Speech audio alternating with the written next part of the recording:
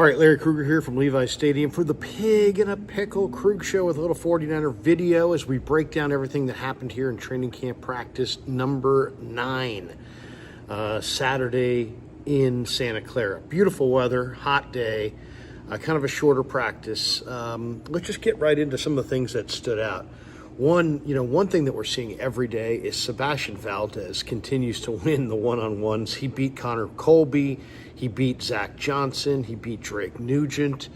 Valdez has looked good. Now, interestingly enough, I asked Robert Saleh yesterday after practice about Sebastian Valdez, number 55. And the thing that Robert said was, he has looked good. But then he's like, you know what, let's wait until Denver rolls in here for the joint practices.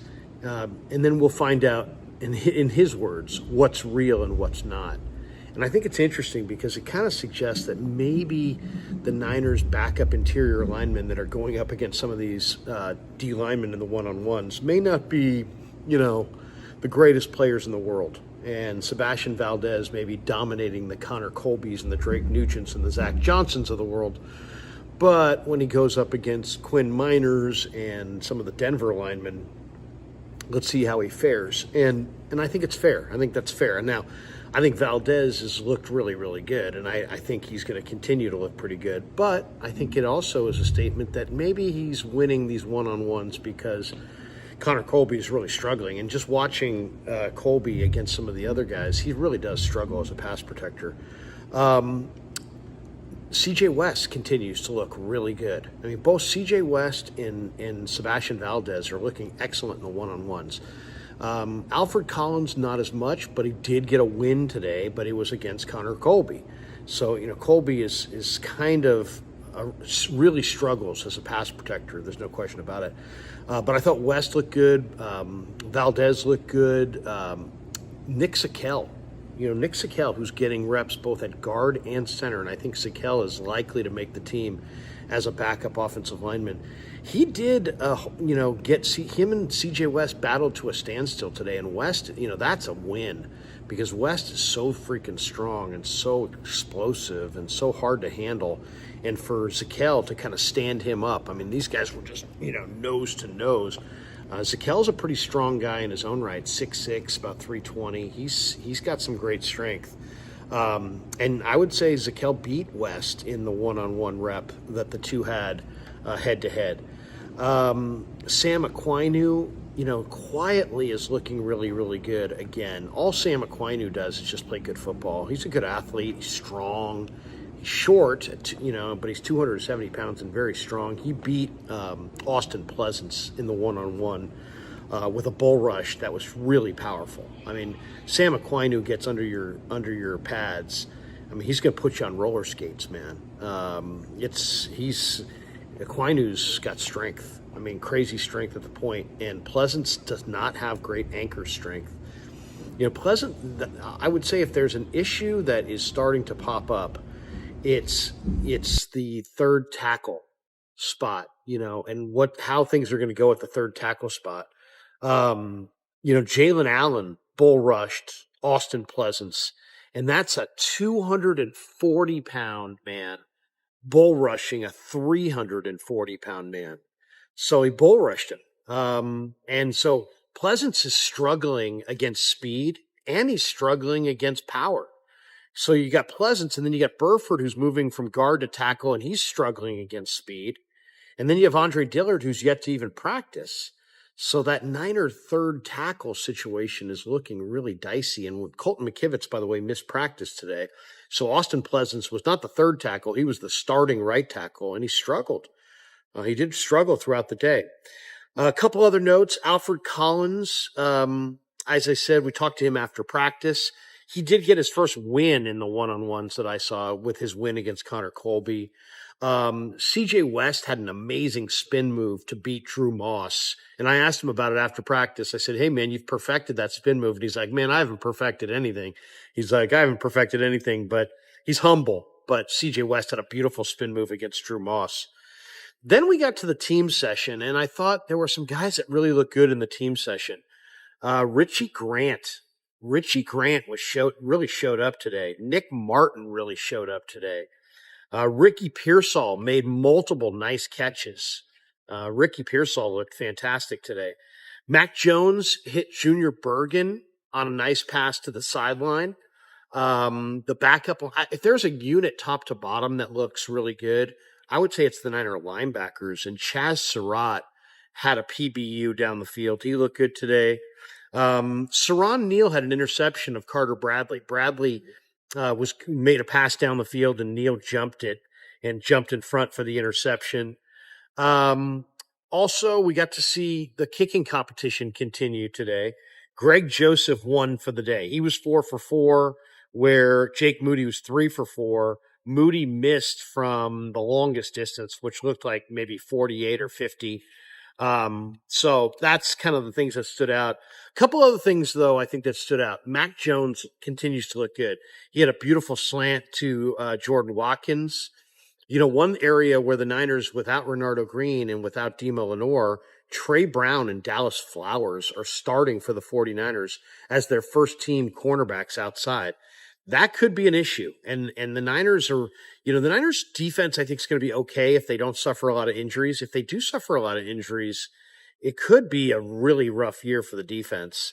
Their number one corners were Trey Brown and Dallas Flowers. Now, Flowers to me looks good. I think he's kind of exciting to watch. He came over with Gus Bradley from Indianapolis.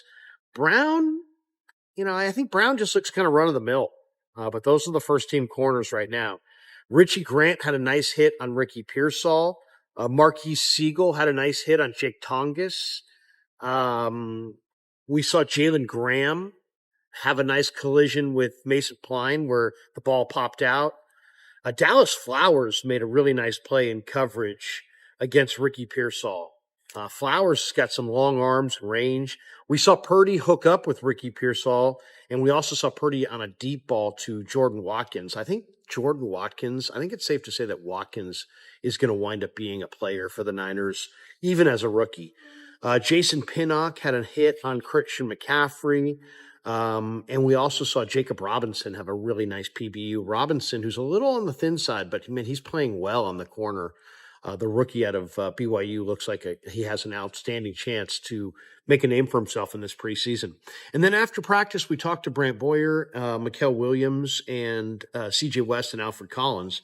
First on Boyer, I asked Boyer, I said, hey, did you ask for any assurances from Lance or Shanahan before you came here? Because the Niners had been bad under multiple special teams coordinators on special teams. They were bad under Hightower. They were bad under Schneider.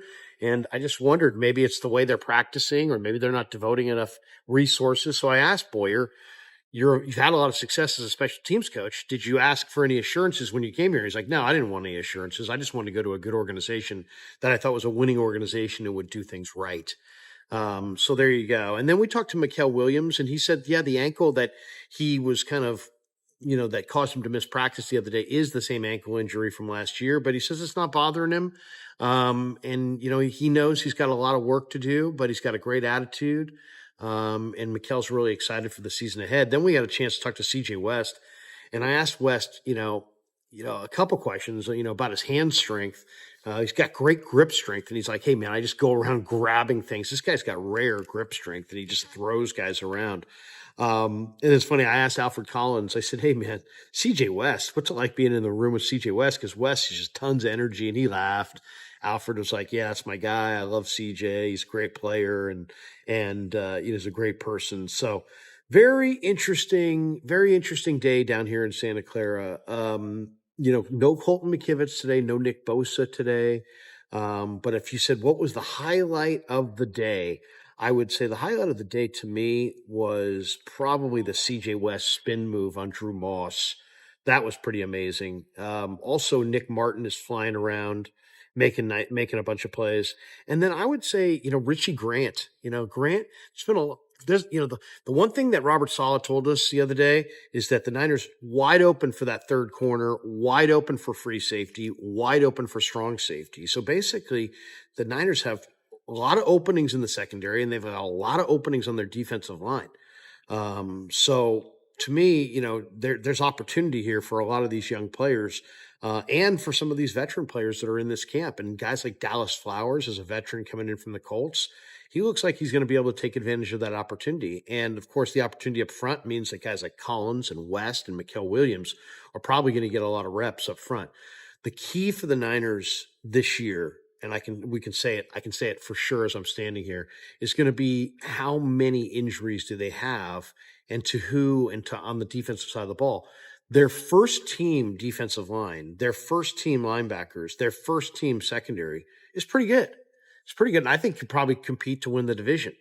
But if they are leaning, if they get into week 4, week 5, week 6, and you've got a slew of injuries, this team doesn't have the kind of depth to absorb 5 or 6 injuries on either side of the ball. So that's really going to be it.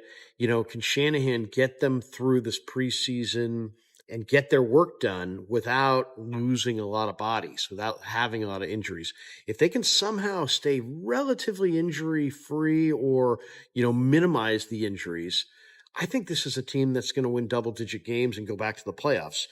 Where this thing could come really, could really fall apart is if they just continue to have this rash of injuries on defense. And now you've got no names in the secondary and you've guys you've never heard of playing the corner and guys up front that, were cast-offs from other franchises. I mean, they're a little on the thin side on defense. And with some of the injuries they've already withstood, you're starting to see the frailty of their situation this year a little bit up close. So good practice day today. And the 49ers went Thursday, Friday, and Saturday. This is the third day, so they are off tomorrow, and we'll pick it back up on Monday. All right, thanks to Pig and a Pickle for being the title sponsor of The Krug Show, and thanks to all of you guys for supporting The Krug Show on YouTube.